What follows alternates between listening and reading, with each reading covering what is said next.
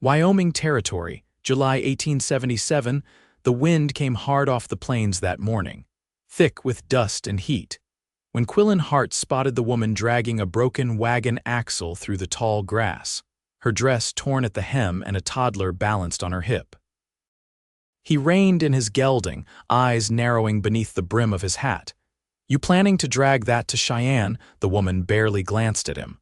"I do not need your help." Quillan dismounted anyway, boots crunching dry earth. The little boy on her hip looked up at him, light hair, big eyes, and then buried his face in her neck. "He yours?" Quillan asked, not unkindly. She set the axle down with a thud. "Yes, both of them." Her voice cracked a little. "My daughter's asleep in the wagon." "She is 4, Quillan exhaled slowly. "This road's empty for 50 miles and that axle's as busted as any I have seen. You got no horse, no food I can spot, and 2 kids under 5. Ma'am, you need help." Her shoulders stiffened. "Do not call me ma'am, my name is Geneva." "Geneva Briggs," he tipped his hat. "Quillan Hart." She did not offer a greeting in return. Instead, she bent to lift the axle again, like effort alone might silence him. "You heading anywhere in particular?" Geneva straightened, jaw set. "West. Away." Quillan nodded once. He had seen the type pride wrapped tight around pain. "Well, Geneva Briggs, west is a mighty long way. I can ride out to fetch a wheelwright, or hitch your wagon to mine and get you somewhere safe." "I do not need saving," she said sharply. He looked her straight in the eye. "Did not say you did. Just said I can help." Geneva turned away, brushing a hand over her son's hair. "My husband left 5 months ago, said he was going to find work in Denver, never came back. I waited, I begged, then I stopped waiting. I am sorry." She ignored that. "I sold what I could, packed what was left, and started walking." Quillan looked at the boy again. "What is his name?" "Ned." "Where is his sister?" Geneva pointed at the wagon half hidden by scrub. Quillan walked over, peered inside. A small girl lay curled beneath a patched quilt, cheeks flushed with sleep and heat. He pulled his canteen and set it by the wagon's edge. Geneva's voice cut across the space. "Do not act like you care. You are just another man with time to kill." Quillan walked back slow. "You think I stop for every stranger with a busted axle and 2 kids in the middle of nowhere?" She stared at him, sweat streaking her temple. Her hands trembled slightly as she adjusted Ned on her hip. "I think you will leave like the rest." Quillan looked down. "Maybe. But not today." They stood there, heat rising off the earth, cicadas buzzing loud in the stillness. Then Ned reached one tiny hand toward Quillan's shirt collar, tugging gently. "He likes you," Geneva said quietly. Quillan smiled. "I like him." A long pause passed before Geneva sighed and nodded toward the wagon. "Fine. If you can get us to a town, I will not stop you." He loaded her things onto his pack horse while she gathered the children. Geneva sat stiffly beside him in the wagon seat, arms wrapped around both children. She gave no thanks, no smile, but she did not push him away when his hand brushed hers as he took the reins. They rolled on toward Laramie, slow but steady. At midday, they stopped to rest near a dry creek bed. Geneva laid out stale bread and dried pears. Quillan offered smoked beef from his saddlebag. Ned devoured both. "You always travel alone?" she asked, not looking at him. "Since I buried my brother 3 years ago, he was the last of my blood." Silence again. Geneva wiped crumbs from her daughter's chin. "I do not know how to be anything but alone now." "You do not have to figure it out today." She met his eyes. And for the first time, she did not look away. That night, they made camp under cottonwoods. Geneva tucked the children in close, then sat across the fire from Quillan, knees drawn up, arms wrapped tight around herself. "Why are you doing this?" she asked. He stirred the fire with a stick. "Because you and those kids deserve better than being left behind." She shook her head. "You do not know me." "Maybe not yet." Geneva's voice dropped low. "I do not trust men who show up out of nowhere and act like they care." Quillan looked over at her, firelight catching in his eyes. "Then push me away, Geneva. Try, but love ain't that easy to break." "Not when it is real." She went still. "I never asked for love," she whispered. "No," he said, "but you might need it more than you know." She stood suddenly, brushing dirt from her skirt. "We ride at dawn," he nodded once. "All right." But later, when the fire had burned low and the night turned quiet, Geneva sat just a little closer to his bedroll than before. And when her daughter woke crying, it was Quillan who held her hand until she slept again. Geneva said nothing. But she did not pull her hand away when his brushed hers again, gentle like a promise. The sun had not yet edged over the horizon when Quillan hitched the team and handed Geneva a tin cup of boiled chicory. She took it without speaking, the steam curling around her face like the morning mist that clung low to the prairie grass. Ned still slept on a folded blanket inside the wagon, his little sister curled beside him, feet bare and dusty. Quillan tied down the last of the supplies and glanced over. "We'll reach Laramie by dusk if the road stays dry." Geneva wrapped her hands around the cup. "And then what? I've got a friend runs a feed store on Pine Street. He rents rooms on the second floor, clean ones. I'll get you settled." She stared past him toward the pale line where land met sky. "You always make plans for strangers." "I don't see you as one anymore." Geneva looked at him then, slow and guarded. "You don't know what you're offering." "I know exactly." He poured a second cup and sipped it, eyes on the trail ahead. "It's not charity. It's a place to breathe." They rode in silence, the wagon creaking through golden grass and low sage. Quillan's horse moved ahead, steady and alert. Geneva kept the children shaded with a length of canvas that she adjusted without complaint. Midday, they stopped near a shallow gully where cottonwoods leaned crooked over a trickle of water. Geneva folded her skirt beneath her and sat cross-legged while her daughter hummed and piled small stones nearby. Quillan stripped off his gloves and crouched beside her, gutting a trout he'd caught with a snare line just before dawn. "Did your husband teach you to fish?" she asked, not looking up from her stitching. "No, my grandfather used to say a man who can feed himself's worth more than one who just talks pretty." Geneva tied a knot in the hem of her daughter's sleeve. "Mine talked plenty, promises mostly." Quillan rinsed the fish in the stream. "You think I'm promising anything?" She looked at him fully then, eyes sharp as flint. "You're promising everything without saying a word." He laid the fish on a flat rock to cook. "Sometimes words get in the way." Geneva's hands stilled. "You're too calm." "No man I've met has been that calm without hiding something." "I don't hide, I just wait." "For what?" "For you to believe I mean what I do." She stood and walked to the stream, dipping a cloth in the cold water. "I believed once. It cost me more than I'll ever say out loud." Quillan didn't press her. He watched her instead, how she wrung the cloth tight before wiping her daughter's face with a tenderness that didn't need explaining. That night they made camp near a windbreak of stone and scrub. Quillan shared the last of his cornmeal biscuits. Geneva fed the children first, then handed Quillan a piece without a glance. He took it, brushing her knuckles with the back of his fingers. She didn't flinch. After the children fell asleep, she sat beside him, knees barely touching. The stars stretched wide overhead, silent and cold above the fire's glow. "You've got no reason to stay," she said after a long stretch of quiet. "I've got every reason," he said. "You don't even know what's waiting for me in Laramie." "I know I'll be there beside you." She folded her hands in her lap. "I'm not looking for someone to carry me." "I'm not offering to carry you," Quillan said softly. "Just to walk beside you if you'll let me." Geneva closed her eyes. "I don't know how to let someone do that." "Then we'll learn it together." She opened her eyes and turned toward him, her voice low and uneven. "I already tried pushing you away." Quillan reached for her hand. "Love ain't that easy to break." She didn't pull away, didn't say anything at all. But she let her fingers rest in his, slow and uncertain, like something long buried easing toward the surface. The fire cracked between them as the wind shifted west.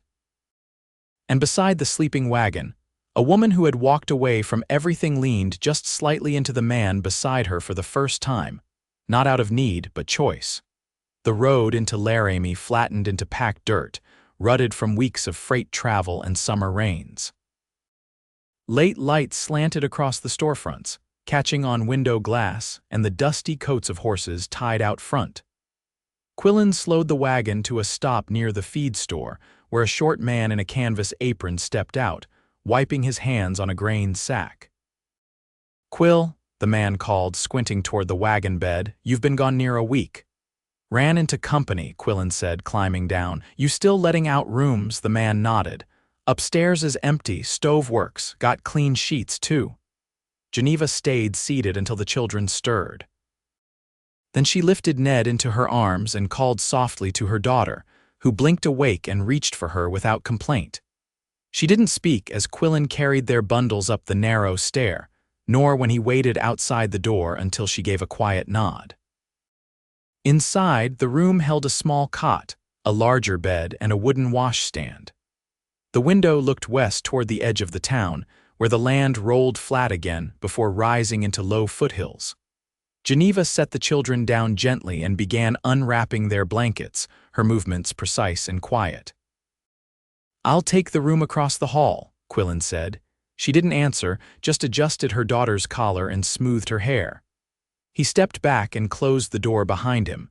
That night, he sat alone on the wooden stoop behind the feed store, lantern light flickering in the window above. He worked a whetstone across the edge of his knife, slow and steady, until Geneva's footsteps sounded behind him. She sat without asking, her skirt brushing the edge of his boot. Her hair was damp, pulled back with a linen ribbon. She held a folded cloth bundle in her lap.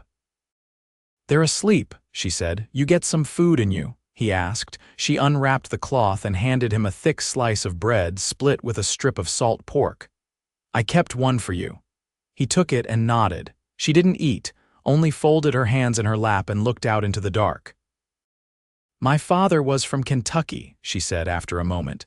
"He raised mules, thought men who worked indoors were soft in the head." Quillan chewed slowly, letting the silence settle before he spoke. "He's still alive. He died before I married." "I think he would have told me not to." She turned toward him, eyes unreadable in the low light. "That man, when he left, I wasn't surprised. He'd been leaving long before his boots ever crossed the threshold." Quillan leaned forward, forearms resting on his knees. "You blame yourself." I tried not to, but I did. "He left me with 2 young mouths and not a penny to my name. I didn't ask for pity. I just wanted to stop feeling like I was always waiting to be left again." "You're not waiting anymore," Quillan said softly. She looked down at her hands. "No." "I'm not, but I don't know what to do with someone who stays." He tilted his head.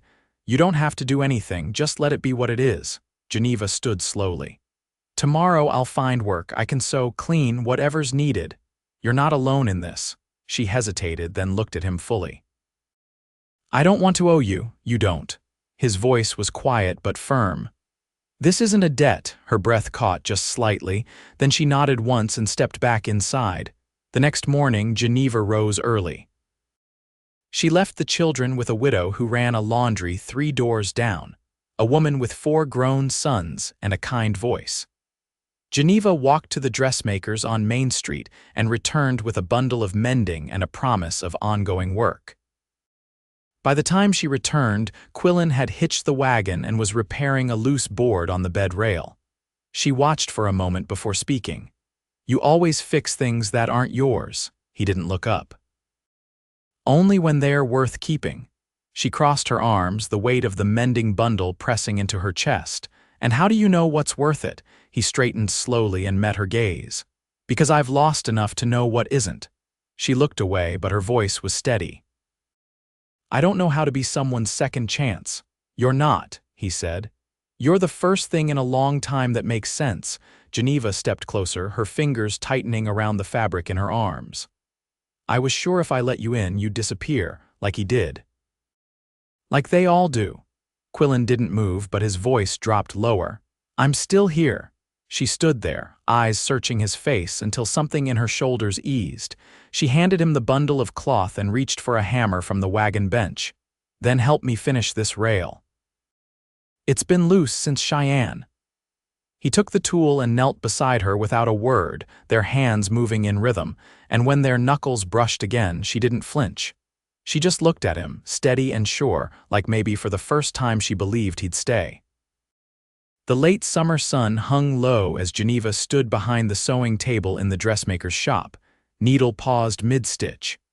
Outside, the dry wind stirred grit along the boardwalk. Inside, it was quiet but for the ticking of the wall clock and the rustle of the shopkeeper's paper ledger. "I can take on the hemline orders too," Geneva said, her voice careful but steady. "If you need them done before Sunday." Mrs. Hanley, the shopkeeper, glanced up from her stool. "You've got a quick hand for someone new." "I had to learn early," Geneva replied. "There wasn't time to be slow, Mrs." Hanley studied her a moment longer, then nodded. "Leave the finished ones on the back shelf. I'll have more for you tomorrow." Geneva gathered her things and stepped into the dusty afternoon. The street buzzed with wagons and traders, but her eyes searched only for one figure. She spotted him at the far end of the street, leaning against the rail outside the livery, talking with an older man who kept tugging at the brim of his hat. He hadn't seen her yet, but she watched the way he listened, quiet, arms crossed, head slightly tilted. He didn't speak until the man paused, then he said something short, and whatever it was earned a nod before the man limped off toward the general store. Geneva crossed the street and stopped a few feet from him. "You always listen like that." Like every word might change something, Quillan looked over, surprised but not startled. "If a man asks for help, I figure the least I can do is hear him out." She stepped closer, the parcel of mending tucked under her arm. "You planning to stay here long, that up to me?" he asked. Something unreadable flickered in her face, but she didn't look away. "I've been thinking on that room across the hall. I can find quarters above the stable if you'd rather," he said, watching her carefully. "I wasn't asking you to leave." Quillan rested both hands on the rail. "Geneva, you've done more than start over. You've built something out of what was broken." She shifted her weight. "I didn't ask for your admiration, I know," he said, "but you've got it anyway." For a moment, the street faded. The wind blew a strand of her hair loose and she tucked it behind her ear, fingers lingering at her temple. "I've been afraid," she said, voice low enough he had to lean slightly to hear. "Not of you, of what I might lose if I let myself believe you're not like the others." "I'm not," he said. "You could still go." "I could," Quillan said, "but I won't." She looked at him for a long time before speaking again. "I told Mrs. Hanley I'd do the hem work. It'll pay enough to keep the room steady. The children are settled with Mrs. Norwood down the road." "She's kind. You're laying stones," he said. "What? Foundation work," he replied. "You're building a life." She glanced down at her hands. "I never thought I'd be doing that with anyone again." "You're not doing it with anyone," he said. "You're doing it with me." They stood in silence then, the kind that didn't feel heavy or uncertain, just full. She reached out slowly, fingers brushing his sleeve. "I don't know what comes next." "Then we find out together," he said. That night, after the children were asleep and the last of the light faded from the window, Geneva stepped into the hallway and found Quillan sitting just outside her door, one leg bent, an open book in his lap. "I didn't know you read," she said. He closed the book gently. "It helps me think." She leaned against the doorframe, arms crossed but not closed. "You ever think about going back east?" "I tried it once," he said. "Didn't take." "Why not?" "Too many walls," he said. "Too many things built to keep people apart. Out here, everything's wide." "Even the silence." She was quiet a moment. "I used to think if I ever found peace, it'd be somewhere far from people, alone." "You still believe that?" Geneva looked at him, really looked, and then shook her head. "No." He stood slowly, book in hand. "You want to sit a while?" She nodded, and they settled side by side on the hallway bench. Their shoulders touched not by accident but with quiet certainty, and when she rested her head against him just lightly, he didn't move or speak. He only reached for her hand and held it steady, as if anchoring them both. Neither of them said it, but something shifted then. Not sudden, not loud, just sure. And in the hush of that narrow hallway, with the wind settling outside and the children safe in sleep, Geneva Briggs stopped waiting to be left. And Quillan Hart, who had carried so much loneliness like a second skin, finally set it down. By September, the nights had turned cool and the cottonwoods along the river behind the boarding house had begun to yellow at their edges. Geneva stood on the back stoop, shawl wrapped around her shoulders, watching Ned chase his sister in uneven circles through the brittle grass. Their laughter rose and fell in the breeze. She didn't call them back. There was nothing now to run from. Quillan stepped outside carrying a tin lantern and a folded quilt. "You'll catch chill out here." She took the quilt without answering and spread it across the step. He sat beside her, the lantern casting a soft circle around them. "Got word from the man at the livery," he said. "He's looking to sell part interest in the stable, said he's been hunting for someone steady." Geneva glanced sideways. "You thinking of taking it? I might." He rested his hands on his knees.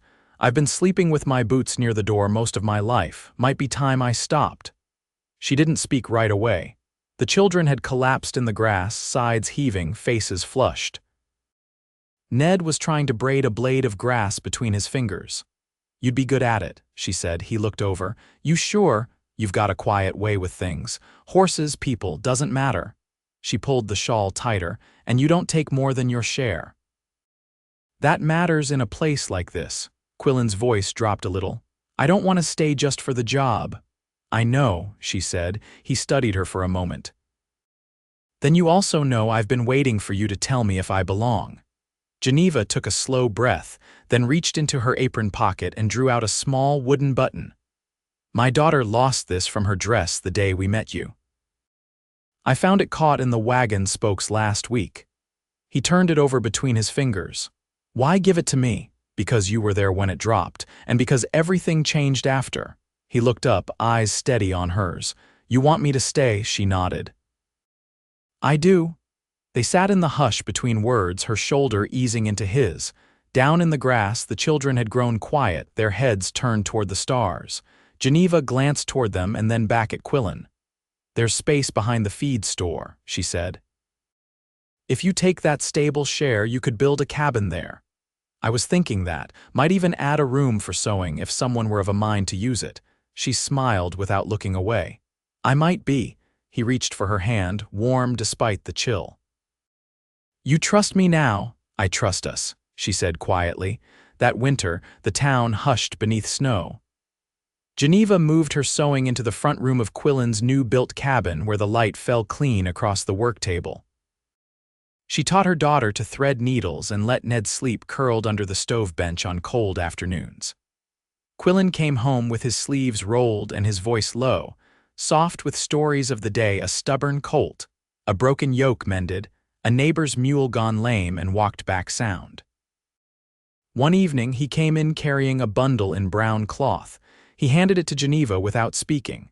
Inside was a bolt of wool the color of river stone and a pair of child-sized gloves.